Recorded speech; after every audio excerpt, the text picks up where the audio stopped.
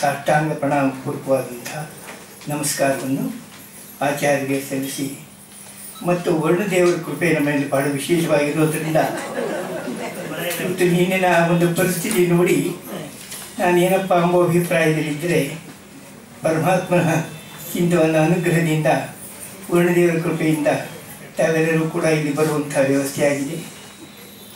ಆಚಾರ್ಯರನ್ನು ಮತ್ತೊಮ್ಮೆ ತಮ್ಮ ಪ್ರವಚನವನ್ನು ನೀಡಬೇಕೆಂದು ಪ್ರಾರ್ಥಿಸ್ತಾ ಇದ್ದೀನಿ.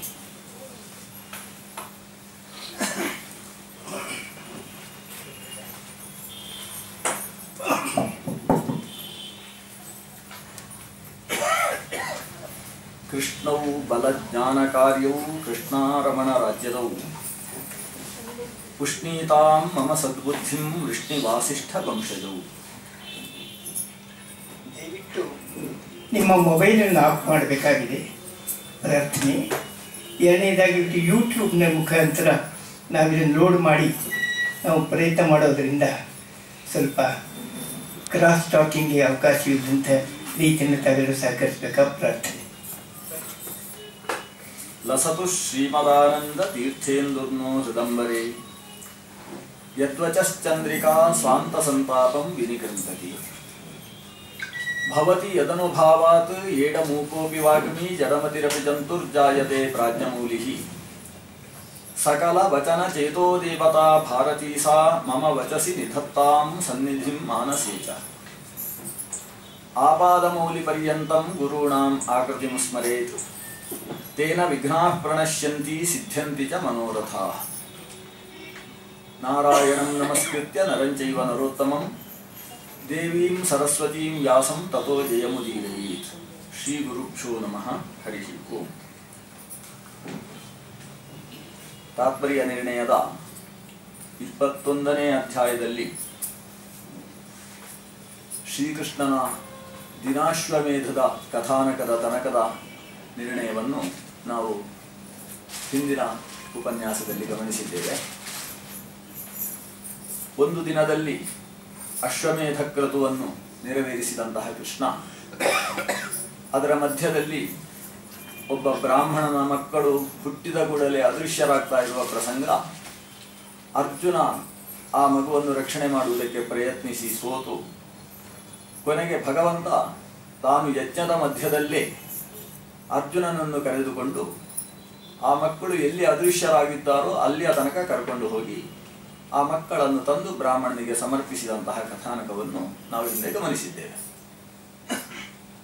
ಎಷ್ಟು ದೂರಕ್ಕೆ ಅರ್ಜುನ ಕರ್ಕೊಂಡು ಹೋದ ಅಂದರೆ ಈ ಸಪ್ತ ದ್ವೀಪಗಳನ್ನು ಸಪ್ತ ಸಾಗರಗಳನ್ನು ದಾಟಿ ಅಲ್ಲಿಂದ ಮುಂದೆ ಇರುವ ಸ್ವರ್ಣಭೂಮಿಯನ್ನು ದಾಟಿ ನಂತರದಲ್ಲಿದ್ದ ಮಹಾತಮಸ್ಸನ್ನು ದಾಟಿ ಅದರ ನಂತರ ಒಂದು ತನ್ನ ಲೋಕ, ಭಗವಂತನ ಲೋಕ, ಅದನ್ನು ಅನಂತಾಸನ ಅಂತ ಕರೀತಾರೆ.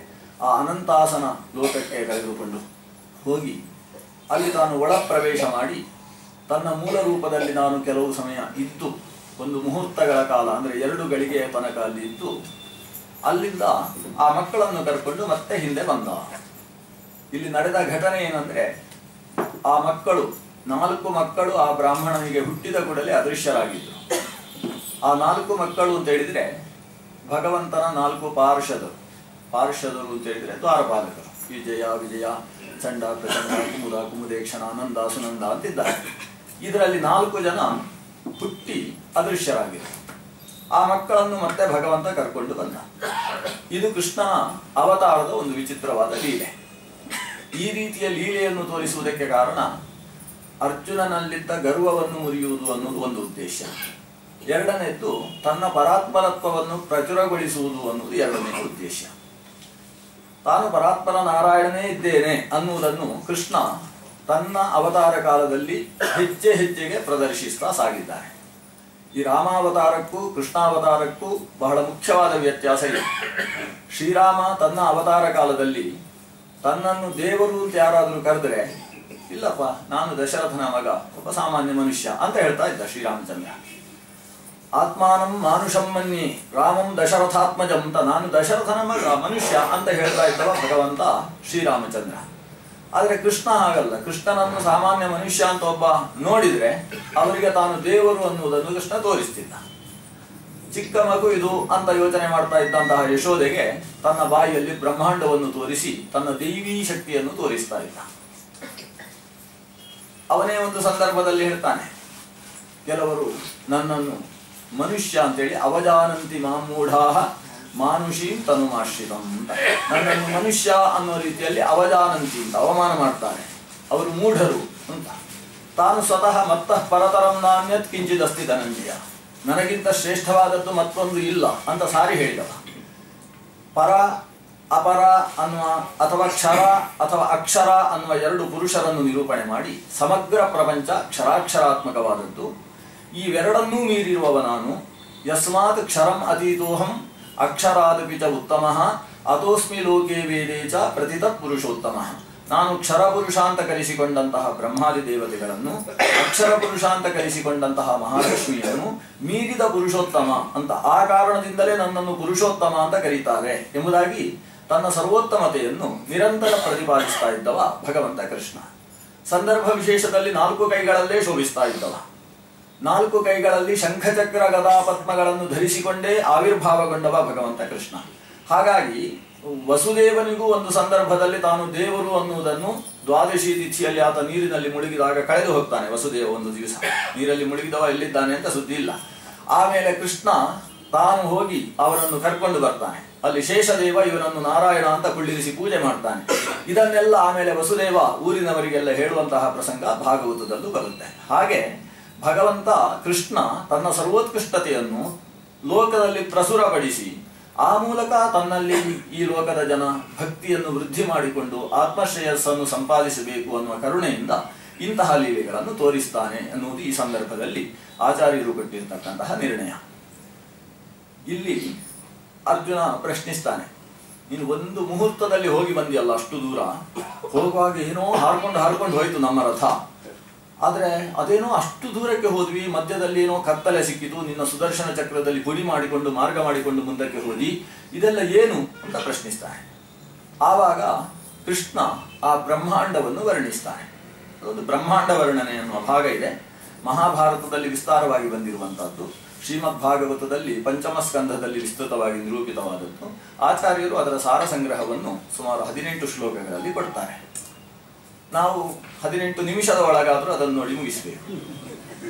ಇಡೀ ಬ್ರಹ್ಮಾಂಡದ ಸ್ವರೂಪದ ಕಲ್ಪನೆ ಹೇಗೆ, ನಾನು ಇವತ್ತು ವಿಜ್ಞಾನದ ದೃಷ್ಟಿಯಿಂದ ಬ್ರಹ್ಮಾಂಡ ಯಾವ ಸ್ವರೂಪದಲ್ಲಿದೆ, ಭೂಮಿ ಹೇಗಿದೆ ಅನ್ನುವುದನ್ನು ಇದಕ್ಕೆ ಮುಟ್ಟಿಸುವುದಕ್ಕೆ ಹೋಗುವುದಿಲ್ಲ.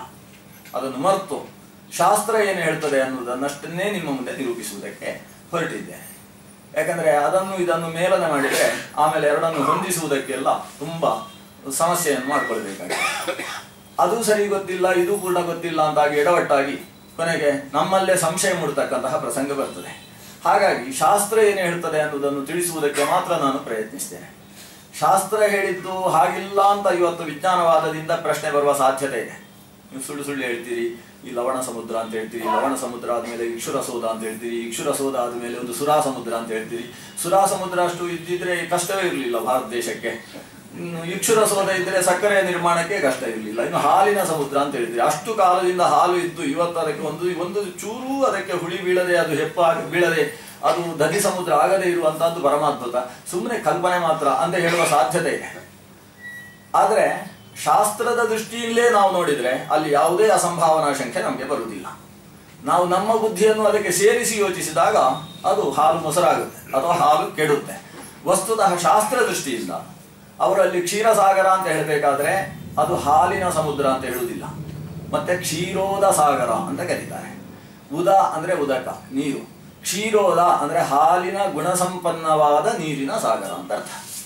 ಅದರಲ್ಲಿ ಕ್ಷೀರಸಾಗರ, ಕ್ಷೀರಾಬ್ಧಿ, ಅಪು ಅಂದ್ರೂ ನೀರು, ಅಬ್ಧಿ ಅಂದ್ರೆ ನೀರಿನಿಂದ ತುಂಬಿರತಕ್ಕಂಥ, ಕ್ಷೀರಾಬ್ಧಿ, ಕ್ಷೀರಪಯೋಬ್ಧಿ, ಈ ಎಲ್ಲ ಶಬ್ದಗಳು. ಹಾಗೆ ಇಕ್ಷು ಸಾಗರ ಅನ್ನೋಲ್ಲ, ಇಕ್ಷುರಸೋದ ಸಾಗರ ಅಂತಾರೆ, ದಧಿಮಂಡೋದ ಸಾಗರ ಅಂತ ಹೇಳ್ತಾರೆ. ಉದ ಅನ್ನೋದು ಮಧ್ಯದಲ್ಲಿ ಸೇರುತ್ತೆ. ಇದರ ಅಭಿಪ್ರಾಯ ಅಲ್ಲಿರುವುದು ನೀರೇ, ಆದರೆ ನೀರಿನ ಗುಣ ವ್ಯತ್ಯಾಸ ಆಗ್ತಾ ಹೋಗುತ್ತೆ. ಒಂದರಲ್ಲಿ ಉಪ್ಪು, ಇನ್ನೊಂದರಲ್ಲಿ ವಿಶಿಷ್ಟವಾದ ಸಿಹಿ ಅನ್ನೋ ಗುಣ ಇರ್ತದೆ, ಇನ್ನೊಂದರಲ್ಲಿ ತುಪ್ಪದಲ್ಲಿರುವ ಸಮಸ್ತ ಪೌಷ್ಟಿಕಾಂಶಗಳಿಂದ ಕೂಡಿದಾಗ ಅದನ್ನು ಘೃತಸಾಗರ ಅಂತ ಕರೀತಾರೆ, ಘೃತೋದ ಸಾಗರ ಅಂತ ಕರೀತಾರೆ. ಇನ್ನೊಂದರಲ್ಲಿ ದಧಿಯಲ್ಲಿರ್ತಕ್ಕಂತಹ ಔಷ್ಣ್ಯ ಮತ್ತು ಶೈತ್ಯ ಉಭಯಪ್ರದವಾದ ಶಕ್ತಿ ಇರುವುದರಿಂದ ಅದನ್ನು ದಧಿಸಾಗರ, ದಧಿಮಂಡೋದ ಸಾಗರ ಅಂತ ಕರೀತಾರೆ. ಕ್ಷೀರೋದ ಸಾಗರ. ಯಾಕಂದ್ರೆ ಈ ಎಲ್ಲ ಸಾಗರದಲ್ಲೂ ಕೂಡ ಮೊಸಳೆಗಳು, ಮೀನುಗಳು, ಕಪ್ಪೆಗಳು ಎಲ್ಲ ಇದ್ದದ್ದನ್ನು ಪುರಾಣಗಳು ವರ್ಣಿಸಿದ್ದಾರೆ. ಅದು ಹಾಲಿನ ಸಮುದ್ರದಲ್ಲಿ ಒಂದು ಮೊಸಳೆ, ಕಪ್ಪೆ, ಮೀನು ಇರತಕ್ಕಂಥದ್ದು ಅಸಾಧ್ಯವಾದದ್ದು. ಜೊತೆಗೆ ತುಪ್ಪದ ಸಾಗರದಲ್ಲಿ ಅಂತೂ ಅದು ಇರುವುದಕ್ಕೆ ಅಶಕ್ಯ. ಇವೆಲ್ಲದರಲ್ಲೂ ಅದನ್ನು ವರ್ಣಿಸುವುದರ ಹಿನ್ನೆಲೆಯಲ್ಲಿ ಅಲ್ಲಿರತಕ್ಕಂತಹ ನೀರಿನ ಶಕ್ತಿಯನ್ನು ವರ್ಣಿಸ್ತಾ ಇದ್ದಾರೆ. ಅಷ್ಟು ಅಮೃತ ತುಲ್ಯವಾಗಿರತಕ್ಕಂತಹ ಜಲದಿಂದ ಕೂಡಿದ ಸಾಗರಗಳು. ಇದು ಹೊರಗಿನಿಂದ ನಮ್ಮ ದೃಷ್ಟಿಗೆ ಸ್ಪಷ್ಟ ಗೋಚರವಾಗದೇ ಹೋದರೂ ನಮ್ಮ ಪಿಂಡಾಂಡದಲ್ಲಿ ಬ್ರಹ್ಮಾಂಡದ ಆಲೋಚನೆ ಮಾಡುವಂತಹ ಸ್ಥಿತಿಯಲ್ಲಿ, ನಮ್ಮ ಈ ಶರೀರದಲ್ಲಿ ಬ್ರಹ್ಮಾಂಡವನ್ನು ಆಲೋಚಿಸಬೇಕಾದ್ರೆ ಅಲ್ಲಿ ಸಪ್ತ ಸಾಗರಗಳು, ಸಪ್ತ ದ್ವೀಪಗಳು, ಈ ಸಪ್ತ ಚಕ್ರಗಳಲ್ಲಿ ಚಿಂತನೆ ಮಾಡುವುದಕ್ಕಿದೆ. ಆ ದೃಷ್ಟಿಯಿಂದಾದರೂ ನಾವು ಪುರಾಣಗಳಲ್ಲಿ ಹೇಳಿರತಕ್ಕಂತಹ ಬ್ರಹ್ಮಾಂಡದ ಕಲ್ಪನೆಯನ್ನು ನಮ್ಮ ತಲೆಯಲ್ಲಿ ಹಾಕೊಳ್ಬೇಕು. ಮೇರು ಕೇಂದ್ರಿತವಾಗಿ ಬ್ರಹ್ಮಾಂಡದ ವರ್ಣನೆ ಇದೆ. ಮಧ್ಯದಲ್ಲಿ ಮೇರು ಪರ್ವತ ಇದೆ. ವಸ್ತುತಃ ನಾನು ಇವತ್ತೊಂದು ಚಿತ್ರ ಬರಿಬೇಕು ಅಂತ ಕೂತಿದ್ದೆ, ಆದರೆ ಅಷ್ಟೊತ್ತಿಗೆ ಫೋನುಗಳು ಮತ್ತೊಂದು ಎಲ್ಲ ಒಂದು ಅರ್ಧದಲ್ಲಿ ಹಾಗೆ ಕೂತಿದೆ. ನಾನೊಂದು ಬೋರ್ಡಲ್ಲಿ ಅರ್ಧ ಬರೆದಿಟ್ಟು